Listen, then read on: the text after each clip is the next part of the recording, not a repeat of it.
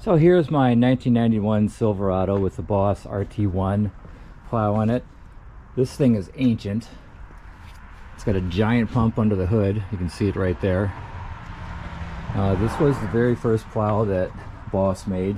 The very first V plow in the world. No idea how old it is. It's ancient. Unfortunately, every time I lift this thing, the voltage in the truck drops because it's old. And the alternator's probably not keeping up. I'm using my deep cycle battery to run it up and down. The alternator just kind of helps. But because I do drop voltage, it's beating the hell out of the wax motor that operates the front center axle disconnect. And this works by heating up a wax motor with a heater and shoving a shift fork at the front axle. You've still got a transfer case, manually controlled transfer case. There's a lever inside the cab that operates that, but you can see it right there, plus my controls for the plow.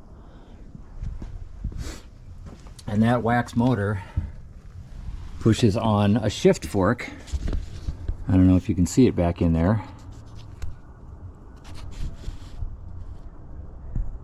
It's that shiny bit back in there. Well, the fix is, well, my wax motor is burned up again this year, so you can actually feel it.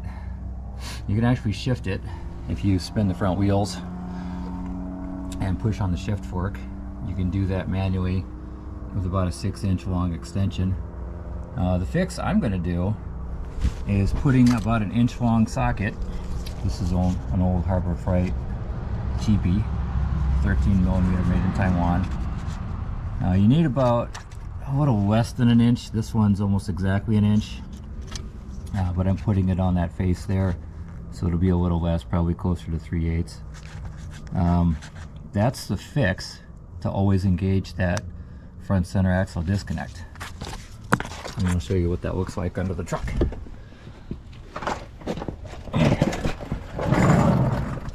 So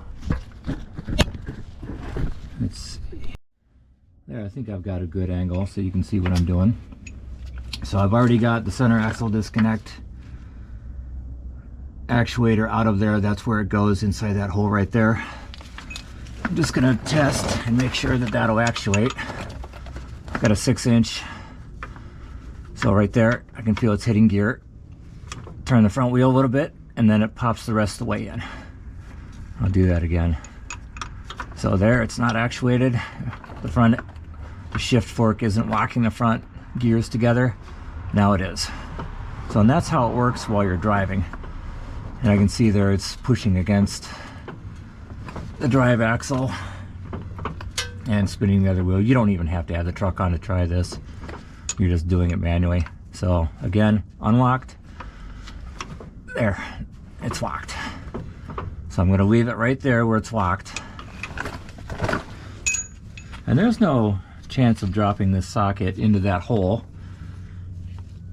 I do worry about it getting a little off center, but that's a closed hole all the way back there. Hardest part is jamming that rubber in there. I'm just going to let the threads pull it in.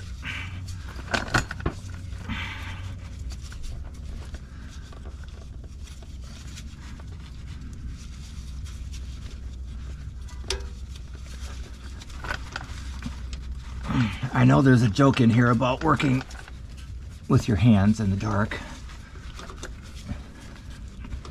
All right, so that's all the way in.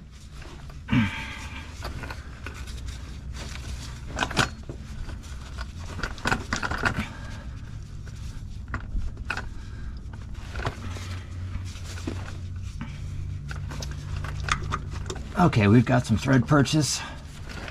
We're going to see if I can't tighten that. I should have brought some channel locks out here.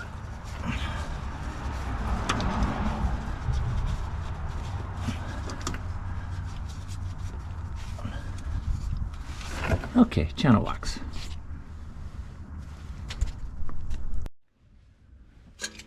Okay, channel locks for the win. I am pushing against the spring right here, so that makes it even more difficult because we're trying to line things up against the spring and shove it home.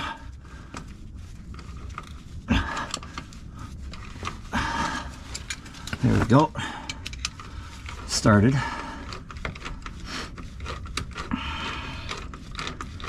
Shoving it against the spring at a bad angle. Okay, I'm just going to make sure that this thing bottoms. So the front axle is sealed. There we go.